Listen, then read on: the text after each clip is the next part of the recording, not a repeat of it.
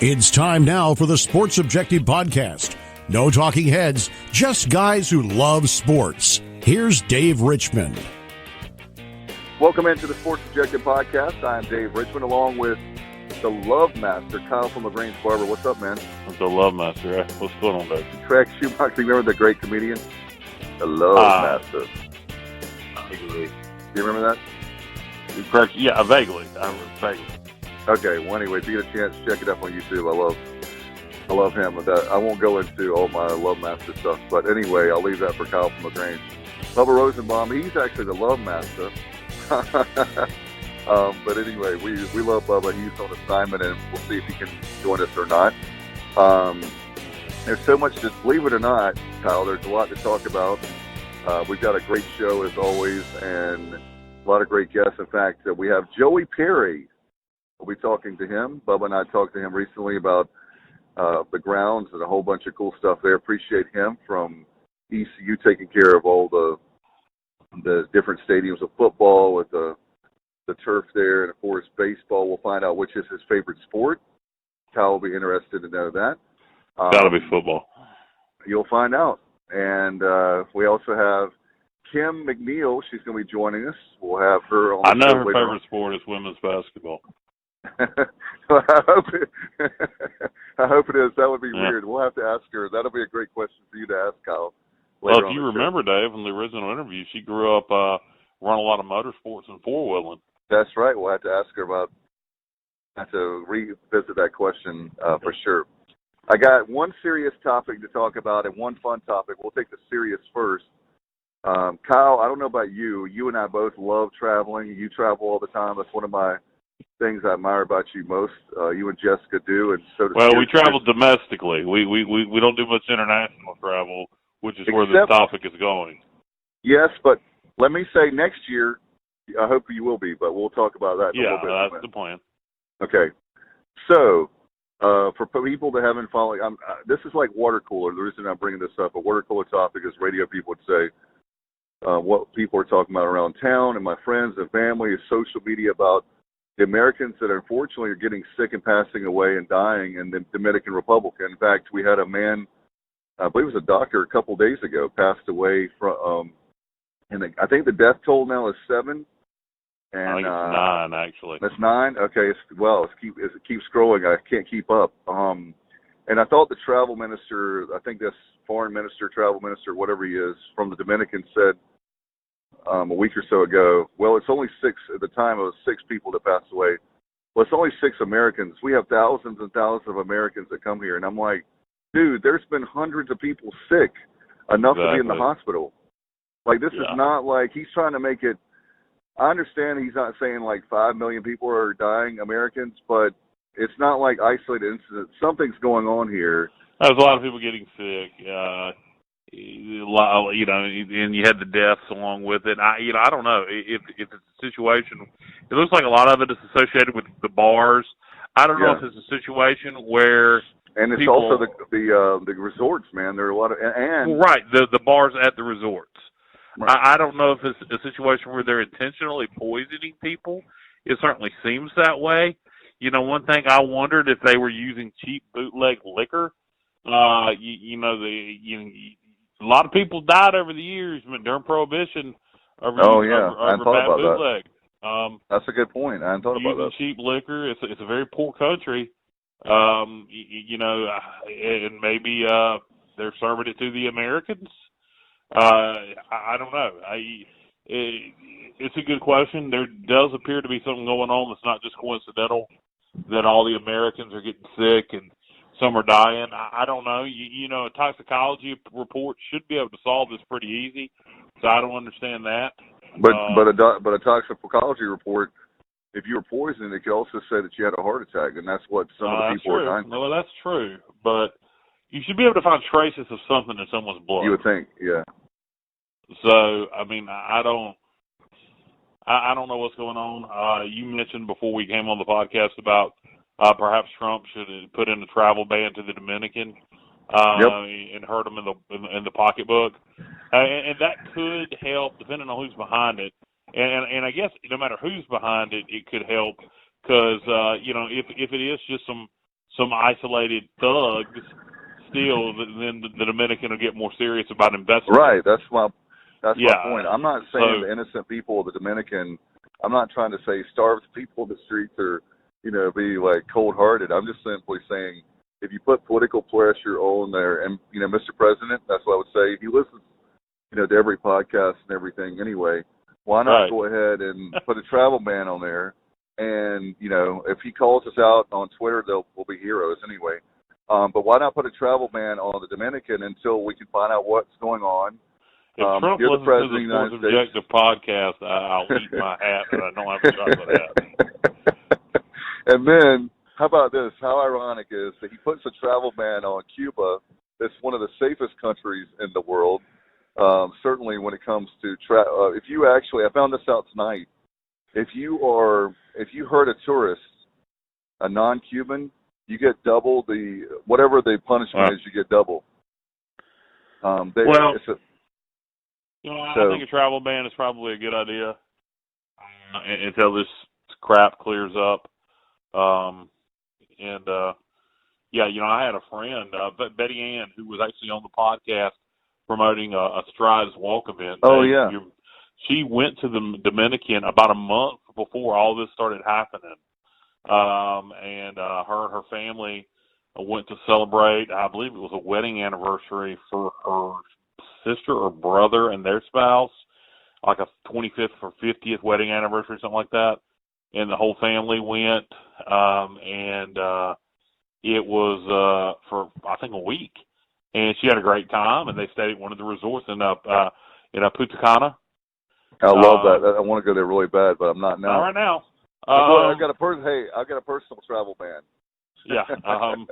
She had a great time, and then when she comes back, all this stuff starts happening. So, it's crazy. She just missed it. So, somebody I know may not have been affected by it if they went, but certainly would have been scary. If I had plans right now to go to the Dominican, to Punta Cana, to any one of the other tourist locations in the Dominican Republic, I would cancel it. I would go somewhere else. I'd go to, I don't know, Puerto Rico or the Bahamas or somewhere like that instead. I would not go. And I know the Dominican is a very cheap place to travel, and that's why it is appealing to Americans. I think they stayed that entire week at the resort with everything included. And that's something else. You talk about it being alcohol. Alcohol's included on what a lot of these resort prices. Yeah. I think with airfare to the resort, 7 or 5 nights, 6 nights at the resort, with food and drinks included, I think it was $1,000 per person. That was with airfare. Yeah. That's not bad at all. No, it's fantastic. So you think about this, what it costs you to go through Myrtle Beach for a week. That's what I was getting It's not going to include your drink and food. I mean, if you get a hotel in Myrtle Beach for a week right now, it's going to cost you $700-800 and this time of year. And at least not $200 more a night, right? Huh? At least $200 a night for the room. Well, you might can find something cheaper if you don't mind staying in one of those older hotels on Ocean Boulevard. But let's say you got some for $150 a night. Let's be real conservative. Well, if you stayed for 5 nights, that's 550 times 5 is another. $750. There you go. There you go. So, and that's not including taxes. Eating, drinking, going to events. You'll be lucky to get out for under $2,000. So that's why people choose these trips to the Dominican. Why it is appealing to Americans, why so many Americans are still going right now, even with the danger. I'll tell you, if I did go right now, what I wouldn't do is drink. I'd take my, I don't know if I was going to drink. I probably would hit the local liquor store there in the Dominican. I don't believe I drink at the resorts. That's a very good thing. This similar thing was happening not on this large of a scale in Mexico. They were having some trouble at resorts, so I don't know if that was like last year or the year before. Well, so I don't know what's going on there. But anyway, what I always heard about Mexico is, you're safe as long as you stay at the resorts. With the cartel there now, Mexico used to be a fairly safe place to visit. Now, over the last 10 to 20 years, man, you better stay at the resorts or know what you're doing.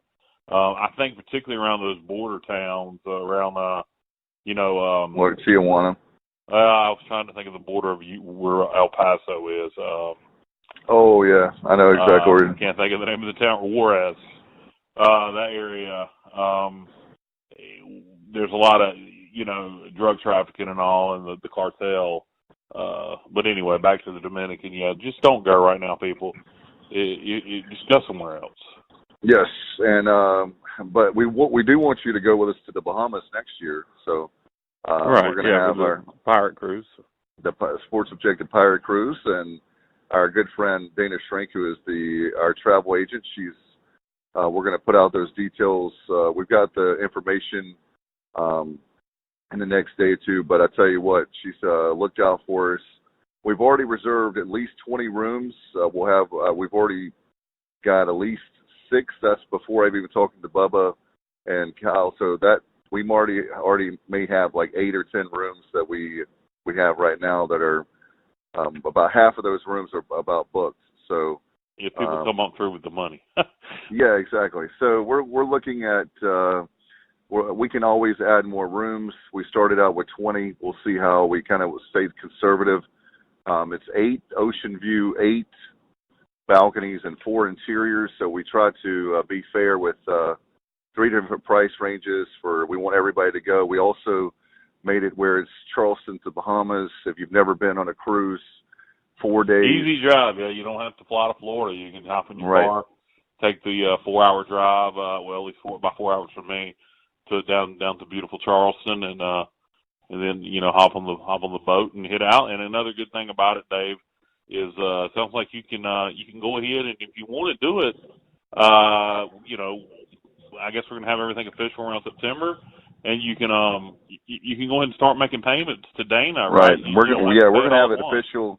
Yeah, we're gonna have it official in the next week or two. We're just trying to do it a soft sale right now. Okay, and you can go ahead and start making your payments, so you don't have to worry about it. Of course, if you put it on a credit card, you ain't got to worry about it anyway. You can make payments, but if you don't want to avoid that interest, you can just make payments to the travel agent and have it paid off by the time it's time to go.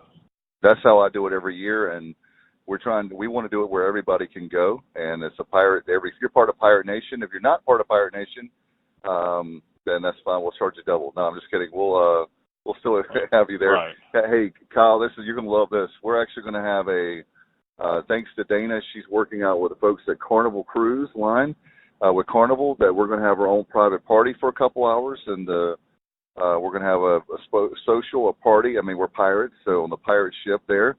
The Carnival Sunshine next year is we're going to, again, the Bahamas. It's going to be to Nassau. So if you've never been to the Bahamas, Nassau is absolutely gorgeous. I love it. It's going to be, again, the 4 days cruise. We're trying to keep things reasonable. Plus, we're giving it to you where you can, instead of having to fly, no airfare, you just drive unless you want to fly to Charleston. I'm sure you can. But anyway, it's going to be a lot of fun. It's July the 16th and 19th. We're going to have so much fun. And also, folks, if you want to be a part of a podcast, we're going to do a special podcast. Dana's arranging that for us, where we're going to record it. The internet is terrible. If you've never been on a cruise, the internet is terrible on a cruise ship. There's no way in the world we could do a show live, even if we wanted to. I got an idea, Dave. We need to talk about this off the air, so just remind me to tell you this idea. But we're going to do a 2-hour podcast as we would normally do. She's going to find us. They're going to have us a special room. We're going to record the podcast. If you want to be a part of the podcast, then you have to be on the cruise. We won't release the podcast until we get back in the States to North Carolina. So we're going to do that when we come back. We'll do that. But if you want to be part of a special podcast, then you'll have to come on the cruise, and you can be a part of it. So I'll tell you that. And that's a year from now. But we got a lot of stuff. Before that gets here, Dave, we have football season coming, and along with football season coming, Joey Perry's got to get that field ready. And we talked to Joey. Yes, we did. And you want to go to that now? Yeah, let's go ahead to Joey right now. Well, Bubba, it's definitely summertime, and definitely the yards are looking good. And one guy that knows all about that is Joey Perry. And Bubba, I know we have a special guest, right? Absolutely. Joey's been at ECU since 2000, and he's in charge of the athletic grounds, and very excited to have him on the show. Joey, welcome in. I appreciate you having me. Absolutely. We wanted to have you on. I don't know if you could hear us, but we wanted to talk to you about, first of all, thanking you for, I don't think people realize the amount of time and effort that you put into it. It's not something that you do from like day to day. It's something that's a full-time job and a lot of staff. Can you give Pirate Nation an idea of all that you do? Yeah, I have one full-time assistant, and we utilize a lot of students on campus that are looking to be a part of athletics and trying to that not scared to get a little dirty and get a little work in, but we have to focus really on what sport is in season, but we never really lose focus of everything we have to do with all the sports. So, once baseball turns, we turn our attention right back to football full time, and right now I'm in the middle of verticutting the football field, and we've done a little sodding out here where we paint the logos that needed a little help, and we're just constantly trying to make this place better. In addition, Joey, to the turf itself, I know you work with the process of putting down the Pirate state of mind, and of course the end zone logos and what have you. So talk a little bit about that process and everything that goes into it in terms of whether there's like the stencils, etc. Yes, sir. Yeah, well, so I try not to lay those stencils out, but one time a year I keep them burned in or keep them outlined during the season. But that's pretty much a week process that we'll maybe 2 weeks before the first home football game, we'll start laying them out. One end zone here, one end zone there, the middle, and then the conference logo. So it's a pretty intense process to lay them out and make sure we've got them all aligned and got them in the correct position. So we'll put down, we'll outline it, and and then we'll take the process of filling them in and getting it painted up. It seems one question I had for you, and I know you're just doing your job, so you don't have to answer the question, but I'm hoping that this year, I've heard rumors that we're going to go back to where one side of the end zone will have East Carolina and one side will have Pirates. Is that something you can talk about?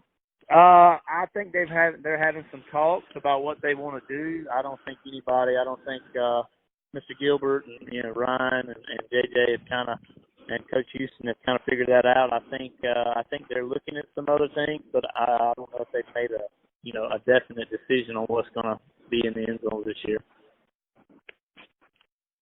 I know with as far as how much, like when you talk about full time, like is that like 40 hours or 60 hours? I know you guys are working so hard. How many students does it take? Yeah, well, I mean, it depends on what we have going on. So like a baseball week, and we have 5 home games, I mean, you're looking at anywhere from 70 to 80 hours that week. Obviously, I can't work the kids that much because they're in school. Right. But those kids, I mean, they're working anywhere from 25 to 35 hours a week, every one of them. Wow. During the baseball season. Football, it's not quite as labor intensive. Obviously, we don't have as many games and stuff like that, but, football week, we would work anywhere from, 50 to 60 hours, maybe more, depending on the weather and what we got going on. And I know with when we're talking about baseball, I want to commend you guys because with the regional, I know that had to be very stressful with all the weather. Is that like, do you pretty much live at the stadium when you have a situation where you have home games and a whole bunch of home games, which is putting more wear and tear on the field, plus you have the weather to deal with? Oh, absolutely. That regional was a long deal. That's 2 years in a row. We hadn't had really good weather. You're just kind of prisoner to Mother Nature at that point. So you just have to take what it gives you, and then you just have to keep it ready to play at any time because, there's no canceling. We got to get the games in no matter what the times are. Joey, taking a look down through the years, and like I mentioned in the intro, you've been at ECU for going on 2 decades now. So over that time, be it Dowdy-Ficklen Stadium, baseball, what are some of the biggest challenges you've had? I know in recent years there have been concerts a couple of times. So talk about that, and then some of the other challenges you and your staff have faced. Well, when I first got here, there was no me. There was no equipment. There was no shop. So it's taken me, pretty close to 20 years to build up my fleet of equipment, to get a nice shop, to keep everything in. And so I guess that was the biggest thing early on was getting the right equipment, getting everybody to understand if they want nice stuff, that they have to. There's a give and take. We want the coaches and the players to be the best they can be, and obviously everybody wants to win. But just like the football field or the baseball field, it's like Coach Godwin, he demands excellence, whether it's on the field or off. But he also understands that we can't go out here and kill the field every day. We don't have practice fields, and that's the thing that I've dealt with every football coach. They have different ways that they do things, and they like to do things. And me and Coach Houston right now are working out, like what works for him. But then also, like, if you want the field to be in this kind of condition, we have to kind of, not kill it and not be on the game field all the time. So it's just a give and take. That's probably the biggest thing, is just working with the coaches and trying to accomplish what their goals are, but also everybody's got a job to do, and mine is to make this field playable and as safe as it can be for the games. As far as I know that you obviously working for the university, but you're obviously human. How are you a really big sports fan, or can you tell us about? Well, I mean, you wouldn't be in this position really if you didn't want to be around college athletics and sports and the kids. I mean, I could never really see myself working inside and away from sports, because I've been around it my whole life, and I really enjoy it. So if I had to say, baseball's always been my first love, but watching my son play, football was probably the sport that I like to watch the most in person. But I just genuinely love the game of baseball and the intricacies of it. That's a big deal for me. Joey, I wanted to ask you, like you said a minute ago, you were talking about some of the different football coaches you've worked with. I guess Coach Mike Houston now is your sixth football coach, if I'm not mistaken, and then you've been with, I guess, 4 or 5 baseball coaches, et cetera. So talk a little bit about some of the ones you've worked with. Maybe you have a story or two you can share. Sure. Well, when I first got here, it was an eye-opening experience. First time on my own, first time being in charge of everything. And, it was just things were handled differently than I was used to being handled, everything handled at state. So when I got here, they were mowing the grass at 2.5 inches tall with a rotary mower. And, the weeds were a little bit rough. So, anything that I came in and put in place, it was great. But, the coaches really appreciated it when I came in. So, like Steve Logan, we had a problem with goosegrass. It's one of my favorite stories to tell. And he's like, hey, so what can we do about this? And I'm like, Coach, the weeds are so far along right now, I can't really do anything with it. But I can buy you a set of paring knives, and you can have your kickers and your snappers and all. Once they get done, they can just come out here and start cutting them out and making a pile, and I'll get them up every day. And I'm telling you, every day he had a pile of weeds cut on the side, and I got up, and he helped me in that situation, help him. So that's a pretty funny one. Oh. But Coach Logan, I can say this, and I mean this with all, because you didn't know what you're going to get. So I definitely I can appreciate that story. Working with him for a few years, right out of ECU and for the flagship station, he's definitely a lot of fun. But then again, when we were working with him, like behind the scenes, sometimes it could be challenging. Yeah, he was. I just wish everybody would have known him the way I did, and the way he portrayed himself on the radio, because he was an awesome guy, and he had a great sense of humor and a great personality. But I guess when you're in that position, you have to kind of be guarded, not let everybody in. In fact, when I told that to many folks, that when they were like, Logan's this, or I said, when that light goes off and he looks up and he sees that he's off the air, he would joke with us behind the scenes, joke after joke after joke, and he's smiling really big. That light would come back on, the mic's on, and all of a sudden it's like this look of like John Wayne would come. And so, but he definitely is one of my favorite coaches of all time. As far as are there things? This is one question I have for you. How can Pirate Nation? How can we make things better for you? Because we obviously are. I feel like we always use the term, and I hate the term Power 5 program, but how can we as Pirate Nation, are there things, certain needs that we don't know about that would help the university or maybe put it on the forefront where we could help you out? Yeah, absolutely. Well, not so much on my aspect of it, but, everything that we do and everything that I'm allowed to do, as far as building new stuff, redoing stuff, all depends on, putting butts in the seats, especially in football. So really, if people join the Pirate Club and they buy season tickets, that's going to help me the most.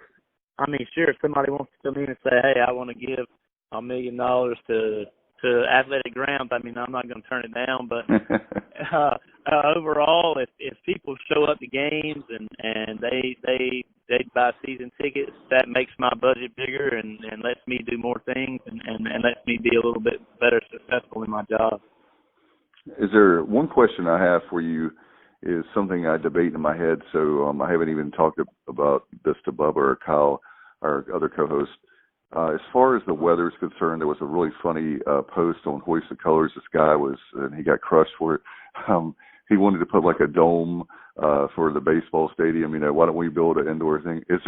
Would it be better I'm a traditionalist, I guess, but I don't know how the upkeep like you do. Is it better to have the natural grass, or is turf better, or what do you think? Well, the turf in certain aspects is a great tool in your belt. So let's just say, for instance, at football. Right now, my turf field is offline because we're getting it redone, and my practice fields are taking an absolute beating. And as far as conditioning and agility and during the summertime, that turf field saves those grass fields big time for fall camp. And a baseball aspect of it, I've turfed around the perimeter in front of the dugouts and all, and that has been a huge benefit for me. Now, as far as playing on them, I mean, in certain instances, let's say like in Notre Dame or somewhere where it's cold, I mean, you almost have to have it.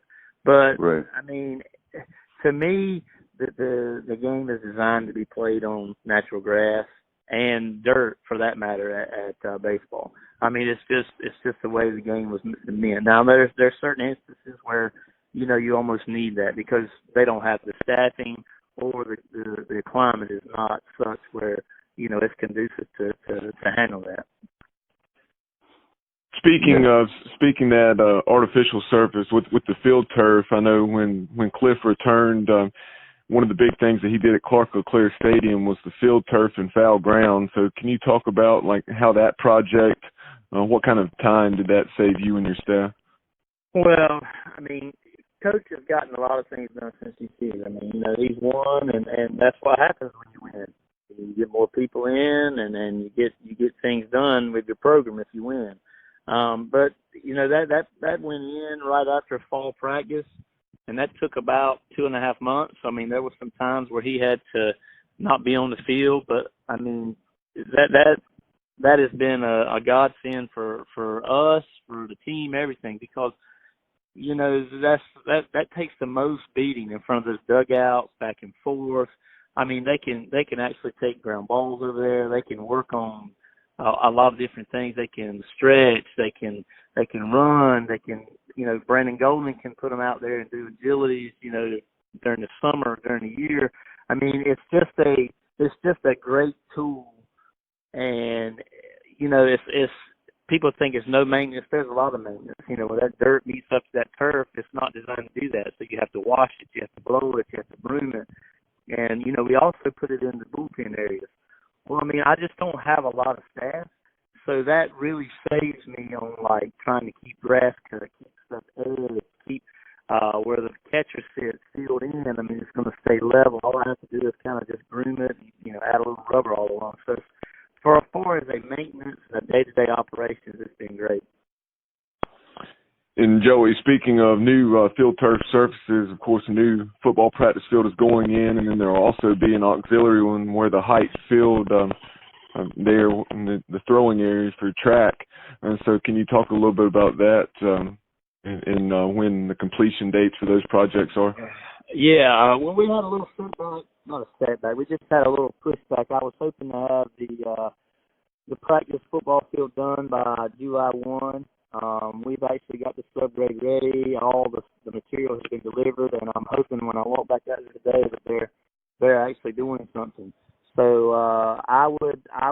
My goal is when we get back from the 4th that it's done, but it may not be till the following week that's actually finished. And we won't do a lot to the auxiliary field until the football field is completed, because that's kind of our lay down yard and where we store and things. So I would, if I had to give you a timetable, I would hope by second week in July we're done with football, and maybe September 1st we'd be done with the other.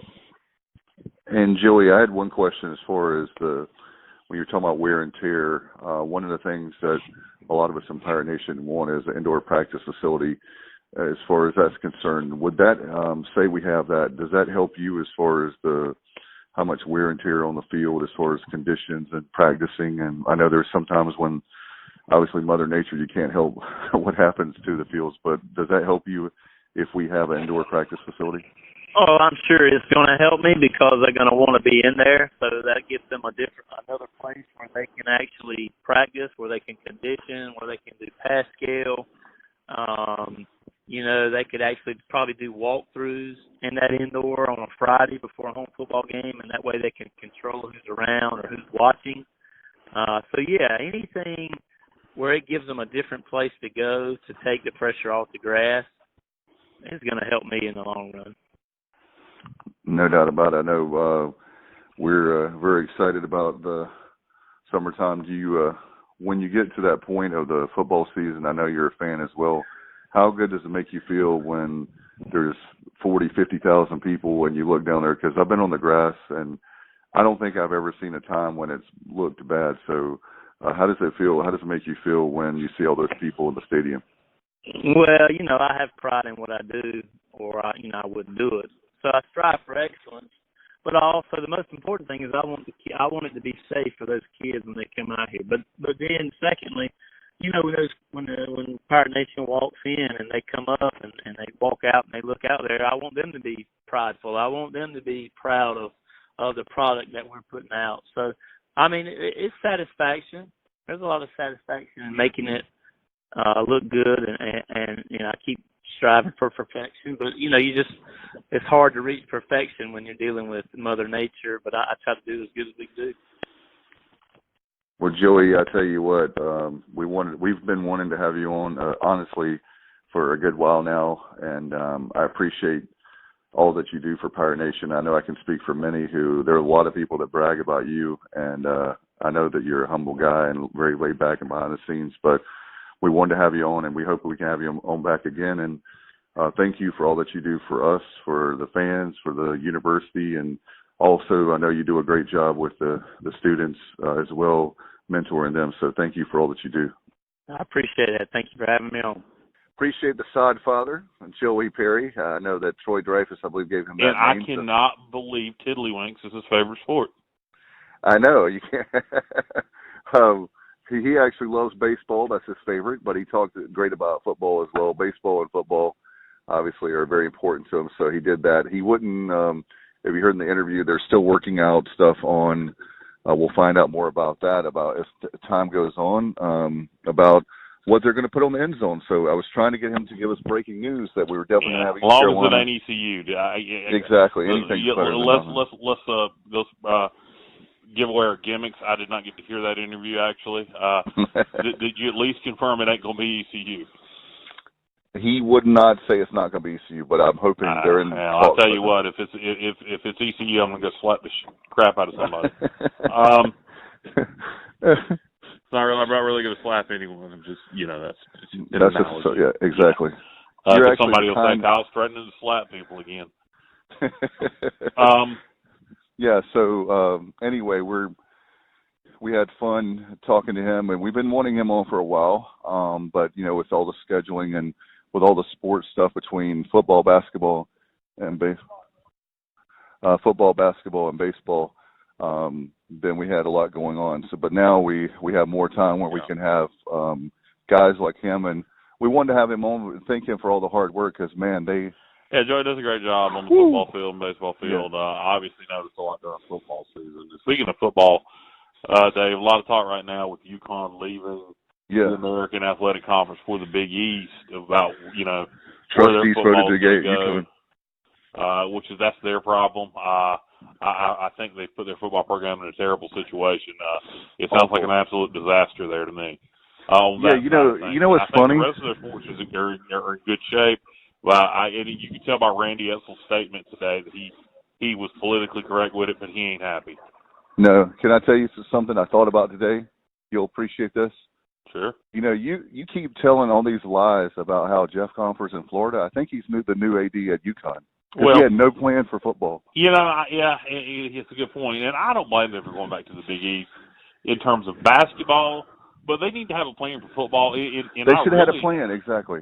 I'm really starting to wonder if their plan ain't to go back to FCS and they just don't want to admit it because I don't see how they're going to be able to put together an independent schedule for next year. I think maybe they thought, to be damn sure they didn't think the American was going to allow them to stick around. I don't know if the MAC or somebody will be interested in throwing them a bone. I doubt it. I think UConn may be way overestimating their value. They mean a lot in basketball, but they don't mean jack squat. Yeah, you and I were talking about that. Here's the thing, okay? UConn is kind of like they feel slighted because exactly what you're saying. They feel like they're better than the American. So I say have at it. If you think you're better, if they were better than the American, this is what I would tell UConn, okay? If you think you're better than the American, they would have already picked you, number one. Number two is there would be another conference just snatching you right up. Well, the ACC didn't because of their academics. I don't have a problem with what they're doing. Again, they should have had a better player for football, but that's their problem. Down the American, on the other hand, as we've talked ad nauseum, BYU and Army's the top two candidates if we add. If we don't add, if we can't get BYU or Army, and it doesn't look like we're going to add, I'd be in favor of Southern Miss. And I know, Dave, you had an idea you wanted to throw out there that we have discussed. Yeah, I do. I have no problems with what you've already suggested. I personally think that let me make this very clear distinction so people don't have hurt feelings when I say this. I've seen a number of teams. What you have to realize, it's not about what Kyle and I want as far as sentimental favorites of local teams or certain ones we want. You have to understand, you have to put your mind set in what Mike Oresco is thinking as the commissioner of the American. So having said that, there's a lot of teams that I would put in there because they're my sentimental favorites, but it wouldn't work for the American.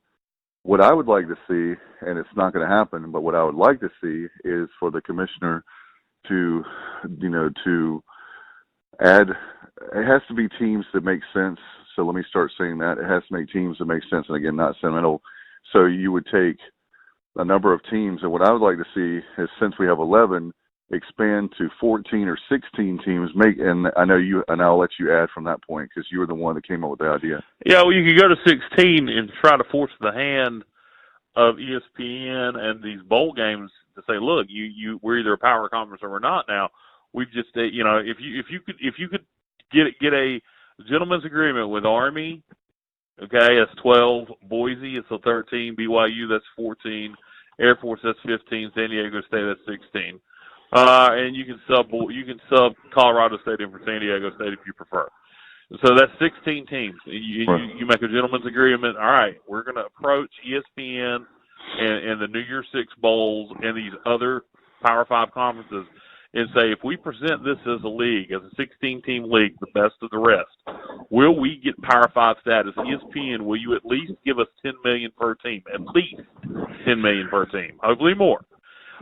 Will we get a New Year's Six bowl game guaranteed? And most importantly, will we get Power 6 status? Right. Will we get autonomy? If they say yes to all those things, if you can put this conference together, make it happen.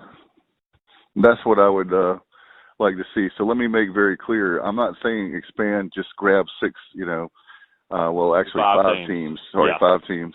I'm not saying just grab 5 teams. You're saying do that if it makes us a Power 6 conference.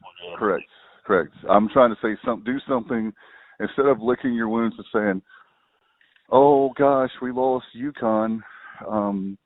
I know their baseball team has been decent and all that. Men's basketball has been a little bit down. They're going to get better. Danny Hurley's doing an outstanding job recruiting. I like him as a coach. I think Randy Etzel's a good coach. I think they don't care anything about football, so that's kind of sad for them. But I think what's happening now is you and I love the 1980s and the 90s and all that, but what we were doing in the 1980s and 90s as far as personally and also sports, it's a brand new day. And you can't live, I'm sorry, I hate to tell folks that love basketball, it's a football world. Well, it's been a football world for a while. I know. And I'm just here's the thing. I think Connecticut is content on being a Seton Hall or Villanova type school. That's fine. Move football to FCS. Right. I don't have I'm not worried about Connecticut. They can do what they want to do. They can go kick rocks, suck an egg, pound sand. I'm not worried about them. I care about the American because I love our conference. Right. You know who this does affect directly with UConn leaving is Kim McNeill and the women Pirates, the Lady Pirates basketball team. That is one positive. Is, let's be honest, UConn was a juggernaut in women's basketball, and you hate to lose them, but at the same time now somebody else will actually be able to maybe win the league, and you got to thank Kim McNeill, though I'm sure she loved the opportunity of getting to play UConn. She's going to feel like her chances are much better to actually try to get to the top of the American now without UConn in the league. And let's go to her. We'll talk about her 5 new Lady Pirates. We'll talk about that and about her feelings about UConn and much more. Let's go to the interview right now. Very excited to have on the program again for the second time, Bubba. We got a very special guest. Yeah, we do. She's been on the job 3 months now, and welcome into the show, East Carolina women's basketball coach Kim McNeill. Hey, guys. How we doing? Very excited to have you on. I tell you what, I think this is the most excited I've ever been about women's basketball at East Carolina. Not to say I've never have been, but we're very pleased with your start so far. And I guess out of the gate, can you talk about your time in Greenville? What are your thoughts? It's been really, really good. Things are starting to settle down a little bit. My husband and I, Corey, we found a house. We closed on July 15th. Our kids are having a great time at the rec center summer camp. We're getting to know the team well, and I think we've had a really good summer. So it's been good. Well, you may not know, but I love to eat. Are there places around Greenville before we start talking about the team that you love so far? There's so many. I feel like everywhere we've been has been great. My husband is a huge fan of Atavola. Oh yeah. I like Basil's. I like Carolina. Everywhere I've been, the food's been great. So you can actually tell that I've put on a couple of pounds. So. Well, I'm sure when you work out with the team that you'll be able to get that off really quick, right?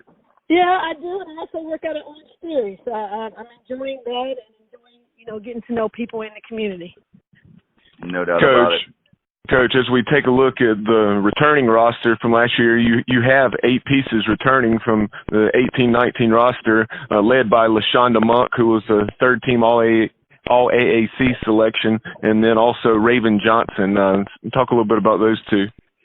Those two have been working their butts off. Obviously, we utilize summer for multiple things. One, first and foremost, is academically, either get ahead or catch up, and both of those young ladies are doing very well in the classroom, which is obviously very important to me. But just their work ethic, every day, showing up, bringing it, trying to separate themselves because we need some leadership, and we need them to step up and be those leaders for us. So both of them, bodies are changing, attitudes are changing. So it's been really good. Coach, I wanted to ask you, as far as now that you've had a time to settle in, one of the important things I want to remind folks is to be like me.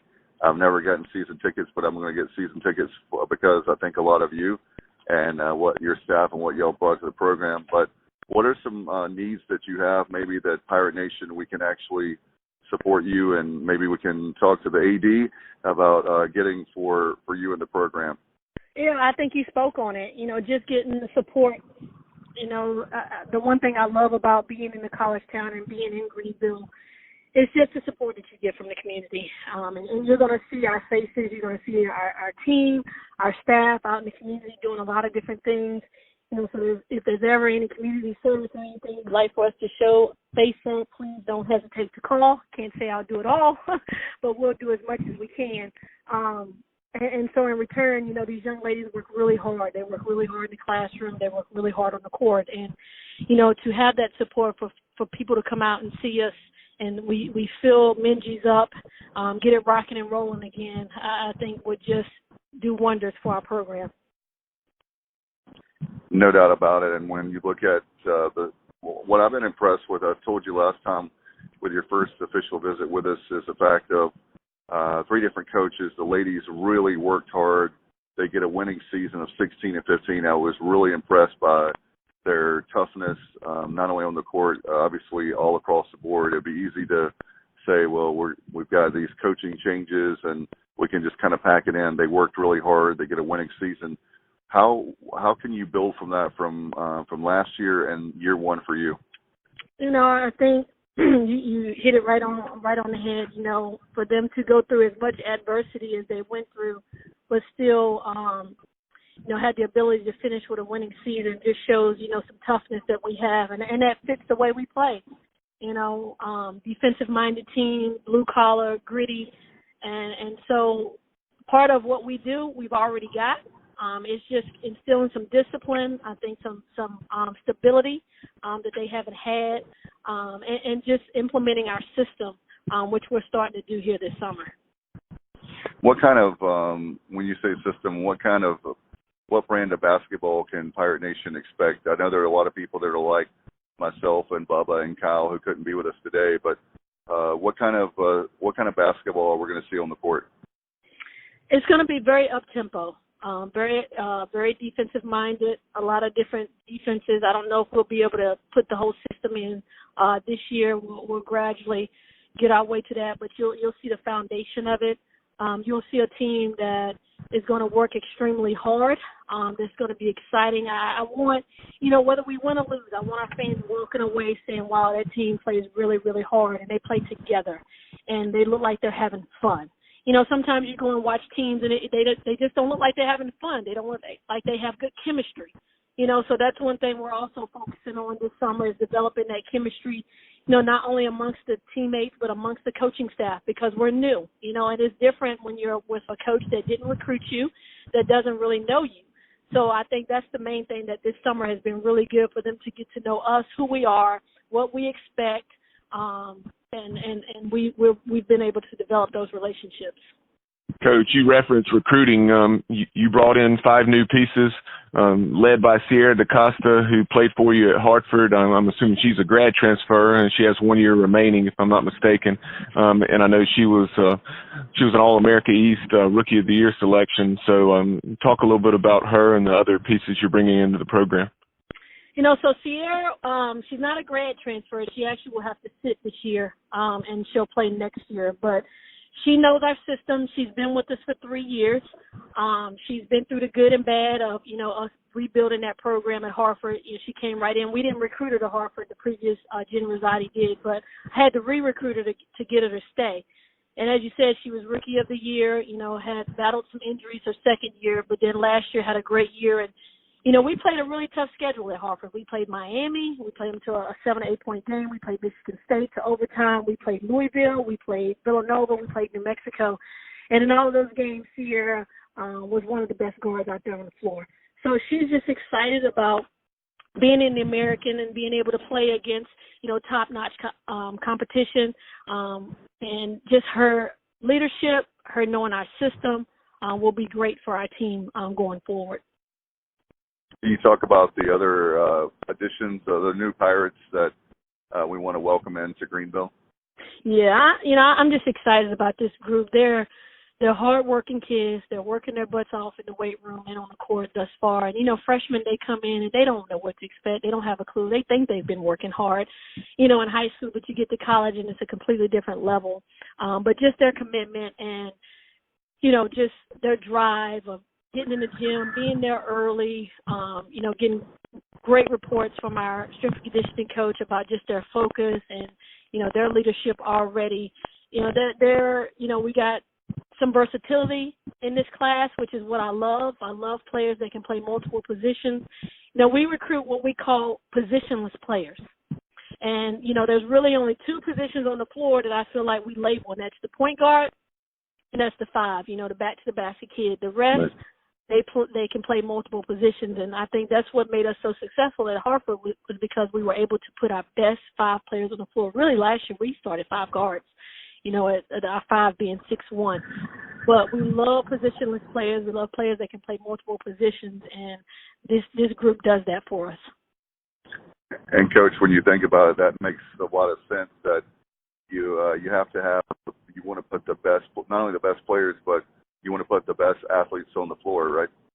Exactly. With our defensive mentality and just switching up defenses and, being able to do and cause havoc on the defensive end of the floor and creating offense off of that defense is very important to us. But in the half court, we want to be smart enough to where if we've gone 2 or 3 possessions and we've thrown the ball out of bounds or we've taken bad shots, now we got to settle down in the half court and be able to execute our offense, which is a lot of 4-out, 1-in, a lot of ball screen action, a lot of pick and pop, a lot of 3-man action. So, that length and versatility really fits us both ends of the floor.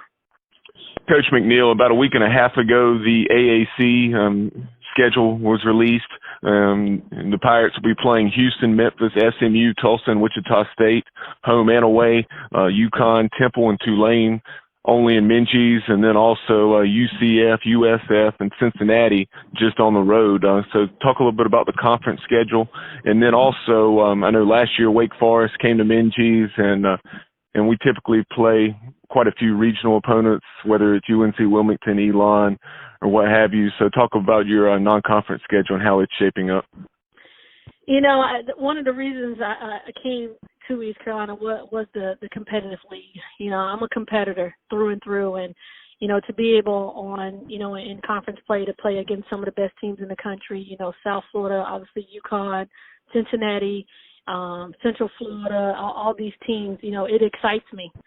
So every night you got to bring it. There are no nights off, and I'm looking forward to it. I don't know a lot about the league yet. We're getting there. Our focus this summer has basically been on us and how we're going to get better, and that's a huge part of my philosophy too. Control the controllables, and what we can control is us. I can't control what everybody else is doing, but I'm really excited, to get out into the league, and I know the coaches. There are a lot of really good new coaches in the league. So, I'm excited about the competition. From a non-conference standpoint, we had about 5 games we had to add when we got here that I think is going to bring a lot of excitement to our schedule. It's not released yet, but, we are returning, Charlotte, Wake Forest, those guys that we played last year, and we added some other teams. Like I said, our non-conference schedule at Hartford, we didn't run from competition. We played 4 top 25 teams last year. So, we'll continue to do that next year when we build the schedule, because I'm a firm believer of, you don't get better playing a cupcake schedule. You get better with playing a schedule that's going to test you and playing all different kinds of styles. And that's what we'll continue to do as we go forward. I'm an even bigger fan of you now, but I'm a scheduling nerd, and that's something that to be the best, you got to beat the best, and that's the only way we're going to get better. Speaking of the best, one of the biggest news stories of the week is, of course, looks like UConn is going to leave the conference. I just want to get your thoughts on that, and I had a follow-up as well on that. Obviously it's a blow. Everybody wants, to try to get their opportunity to beat UConn, and, I would be lying if I said that, I wasn't excited about the opportunity to do that. But, as I said before, I'm a firm believer of control the controllables, and we can't control the fact that they're leaving. I don't waste my energy on things that I can't control. I'm going to spend my energy on things that I can, and that's, getting East Carolina better because there are still some really, really good teams in this league. There's still some really, really good coaches in this league. So, it's a bummer to see them go, but we'll still continue to go in our direction and our goals. And our goal is to get this program back to rocking and rolling and better than what it was, and get a shot at winning a conference championship. No doubt about it, and I know that the women's program has had some success in the past of going to the tournament. One question I had for you, Coach, is how I know you're a huge competitor like the both of us are, even on this podcast. How close are we to getting back to the women's tournament? Obviously with UConn, leaving the league, I think the door is wide open, from anybody being able to win it. I wouldn't say we're there next year, but I would say in the next 2 years you're going to see us moving up that chart, moving up that ladder and positioning ourselves, to be able to compete from that. And I think that starts with, one, us making the young ladies that we got better. And I think they've done that this summer within the 5 or 6 weeks that they've been here. And two, just continuing to bring in young ladies that are going to make our program better, both on and off the court. And then up in the ante of our schedule, to compete against teams that's going to get us ready, for conference play. It's going to be really exciting, and I want folks, again, to dial 1-800-DIAL-ECU or ECUPirates.com. And I know, can they go ahead and get their season tickets now, or is the window, I guess, hasn't been open figuratively and literally yet for season tickets? Not yet. It will be opening soon, but, I would love to be able to pack Minji's and get the Minji's crazies, Minji's maniacs going, and getting that support behind us and making that home court advantage for us, a really tough place for people to come and play.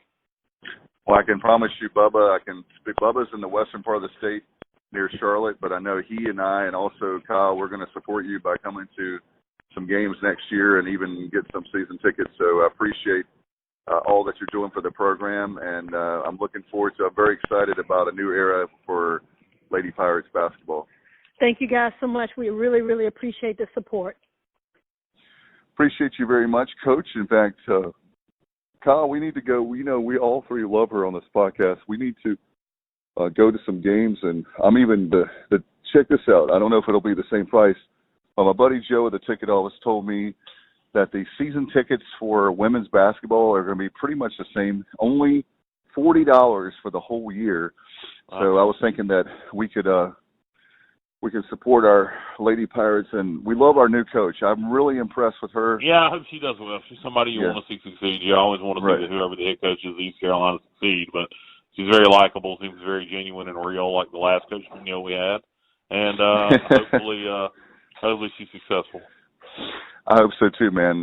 We love her a lot, and we wish her the best, and we love where this athletic program, we love where it's going. And I've got by the way, I'm going to throw this one at you. I've already told Bubba earlier today when we were preparing for the next podcast or two, and I want to throw this at you, and I'm glad that I forgot to tell you ahead of time. How about this scenario, okay? Joe Dooley has a Dooley Digest. If you haven't seen that, it's awesome. It's a couple-minute video with him and Rafael Chilius talking about the new team and talking about the fact that this is where this gave me the idea so you understand where I'm going with this.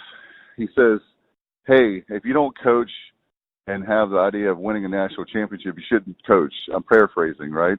Right. Imagine this scenario, okay, that this is where we're headed, and this is why I'm so excited. And people can think I'm a lunatic, and you think that I'm crazy. Yeah, we already know that. That's why you're my friend. But the fact of the matter is we could have a basketball team in men's and probably women's too going to at least the NCAA tournament on a regular basis, number one. You already have the baseball team. They're knocking at the door at Omaha, right? And then you figure I'm going to give him 4 or 5 years. I think, and I'll go out on a limb on this one, on the skinny branches, I think that Mike Houston has a chance to get us in the New Year's Six Bowl by year 4 or 5. I really do. I think there's I think there's definitely a chance he could do that. I think he's that quality of coach, for sure. I never thought, and the funny thing is, on the baseball is the only one that I used to be confident on Omaha. Yeah. And now today I was thinking about that, and I said I'll talk about that tonight on the podcast, because how crazy is the fact that you and I would have never, ever uttered those words of us going to an NCAA basketball tournament in the near future, or a New Year's Six Bowl, considering our football the last 3 years. Well, we had piss poor leadership, from top to bottom, dude. And now we have great leadership from John Gilbert on down, and they've made good hires, and things are headed in the right direction.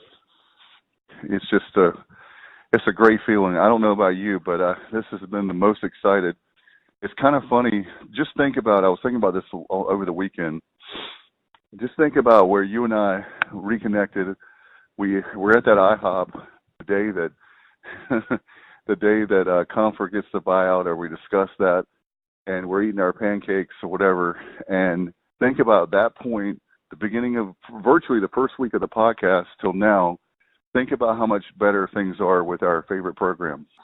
Yeah, I think you're implying to when we did our first podcast together, the place we were as the athletic department to where we are now, yeah, it's night and day. We've come a long way in a relatively short period of time, and that's what a change in leadership will do. Right, and with it would be it's one thing. It's one thing when you see a situation like we had before, and people would probably say with us, all those guys are doing is complaining or whatever. The reason why we're complaining is we know that things are better. We're East Carolina, and when you're East Carolina, then you need to have coaches like a Cliff Godwin, like a Joe Dooley, like a Mike Houston. Those guys have lofty goals, and guess what? They should. I was thinking about that. Imagine if your goal was just to go to a bowl game. Oh, who was that? Who said that? I'm sorry. Right. And I'm not hating on a former coach or beating up on him. I am. It's kind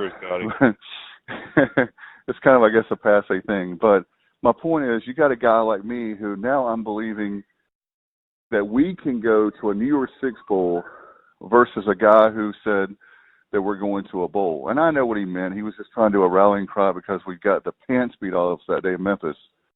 But at the same time, that just goes to show the mindset. Look at Dooley. He's saying, if you don't think you can, you shouldn't be coaching. In other words, if you don't have the goal of being a national champion and coaching that way and recruiting that way and having that kind of mindset. You look at Coach Cliff Godwin. He's the kind of guy, anytime, anywhere, any place, we're going to play you. We can go on and on and on and on about those three major coaches. And so the mindset now that we have with the new leadership, it just is mind-boggling, all the way down to, I want to talk about this. I know that you liked it. It really pops. I love you. The three of us, I think, are graphics nerds on this podcast. That's probably why we do the show together. I work in that business. Well, yeah, that's true too. But I really love what they released for Wallpaper Wednesday. You saw it. You and I both saw it today. Bubba, I think, had seen it yesterday and shared it with us. We the East, and I want to get your thoughts on that. High school looking graphics. Pretty simple, to the point. Close up of a player doing the crossbones in We the East. I mean, you can take that two ways. We the East, like we the people, or you can take it like We the East. So however you want to take it, but I like it. I thought it was pretty badass, and I shared it on my Facebook, and I dig it. I really like it a lot, and I just want to give a shout out. Like we always talk about, my friend, when things are good, we're going to give people credit. If they're not good, we're going to talk about it. And I think that's one thing that I don't understand that's why people have a hard time with that. But if we give credit where credit's due, and this administration, we're not getting paid by the current administration to talk good about them. No. They've just made a lot of easy decisions, common sense stuff like that, like the Dooley, like all this stuff on social media. Bubba and I were talking about that with the Dooley Digest. If you haven't seen it, it was out on Twitter today, but it's fantastic. It's literally a 2-minute video. Well, under the under the last administration, when he said "we the East," we would have had to say "we the East." Because God forbid you say East. Right. It had to be ECU only. That's a good one. No doubt about it. Well, he's at UConn now, making football. I guess he's in charge of football. So yeah, they don't have a plan. You know. By the way, you're going to confuse people. They're going to think Tomford's really at UConn. He's not. I'm joking. I just said that. It just reminds me of when we were. Yeah. When we fired McNeill, and if they'd hired Mike Houston after McNeill, or somebody like a Houston up-and-comer that was really good and a quality candidate, then we would not have all the problems we had and all the craziness and all the division and on and on and on. So anyway, it's going to be fun to see. I tell you what, I'm so excited about everything coming up. By the way, folks, I want to remind you as much as I can to call the ticket office, get your tickets, 1-800-DIAL-ECU for your football tickets. Let's go ahead and we're about 4,000. There is a little dull period, but, we'd love to see the goal of 17,000. Let's have 17,000 season tickets to start. And, man, if you could have a bowl game like I think we're going to do in year one under Houston, and, oh, my goodness, I can't imagine the excitement now. What's year 3 or 4 going to be like? And another point I want to make to you, Kyle, is normally I follow recruiting a little bit. Every single day I've been checking about recruiting now because of the quality of football players we're getting now under Coach Mike Houston. Right, yeah, Mike Houston's doing a great job recruiting, and it's just going to keep building, dude, and I can't wait for the season to get here. And you look at Coach, one final point I want to make too, by the way. I remembered something I was going to talk about. I was about to forget it. Is reading today on our good friend from Stephen Iga, hoistthecolors.net. He had a great article about Mike Houston, and it just made me think about you're talking about leadership. Well, how about the fact that Mike Houston says he's going to have, looks like he's pushing really hard the indoor practice facility. He talked about what we always talk about, how they've missed a couple sessions now that they shouldn't have because of lightning. Now it's going to be, and if you have a Tuesday practice and as he talks about in the article, then if you have a Tuesday practice and you have thunder, that's putting you a day behind, and it hurts you as far as your strategy and all that kind of stuff. Is stating the obvious. But how about this? The fact that we have a Mike Houston, he can say, look, guys, we're going to have a practice facility. His last contract, apparently, as stated in the article by our good friend Stephen Igo, says that they were going to build a new practice facility. It had to happen, like a $2 million, I think it was $2 million indoor practice facility. He goes on to say that it doesn't have to be a Cadillac, but it's not going to be a clunker. But you talk about a recruiting tool, and even the point of we were talking with earlier in the show with Joey Perry. It helps him because you don't have all these people practicing on a practice field, including the non-revenue sports that are using the practice fields for whatever. It's bad being like the only one that doesn't have one too. So yeah, it needs to happen. It's past time. No doubt about it. By the way, folks, before we get out of here, I want to remind you we have 50 Pirates, 50 days. We're going to have a lot of great people starting July the 12th, every single day between July 12th and August 30th, that Friday before we play NC State in Raleigh. We're going to be talking to former players and coaches. 50 Pirates, 50 days is going to be awesome, and I cannot wait for that. We also told you earlier about the cruise. We'll be giving you more details where you can call. We'll have Dana on the podcast talking about it and give the official open of that, where you can go ahead and start registering for rooms. We're going to see there. I know some former Pirates players have expressed interest. We'll see they're still interested. We've been telling them that for a few months now. So we'll see. Maybe we can get Terry Gallagher on the boat. He's never done it before. He said he said that with us that he would do it with us. So we'll see if he'll do it. But anyway, we'll talk more about that. Also, we're working on putting the final details on the watch party. We've got some games that Kyle, Bubba, and I have been talking about, former players that we're ironing out the details. So we'll have at least 6 episodes of that where we're going to be watching a game with them. They're going to talk about their memories of that game and what was going on. Maybe they talk about a certain, maybe if it's Coach Logan, maybe he gave them a great speech, or Skip Holtz, or whoever the coach may be. and maybe a halftime speech where they knocked over a chalkboard, or who knows what happened. We'll be doing that. Plus, Friday morning football is coming up. I talked, by the way, tonight, as a matter of fact, to our great engineer, Al Cannon. He and I are working really hard on the technical aspect of things, but every Friday morning from Giddy Up Coffee in Williamston, Giddy Up Coffee House, we're going to be doing Friday morning football. It's going to be starting sometime in July, so we're working on getting that straight. A lot of stuff going on, Kyle. Absolutely, yeah. A lot of stuff coming up, and should be a fun summer. And Kyle, how can people find us on social media? They can just search the Sports Objective on Facebook, like the page, go to Twitter, find us there at Sports OBJ on Twitter, and I have no idea about our Instagram. Instagram is simply at the Sports Objective, so that's our Instagram handle. So you can find us there. And also, you can find us pretty much anywhere podcasts or any kind of podcast players. So if you like Google, there's all kinds of places. And we always like to say that. People probably say, why are you saying that? Because there's some people that just get our links from social media. That's fine. But we have to, Kyle and I, when he was first with me way back when, we said one of the things we're going to have to do, in addition to social media, we're going to have to educate folks on what a podcast is.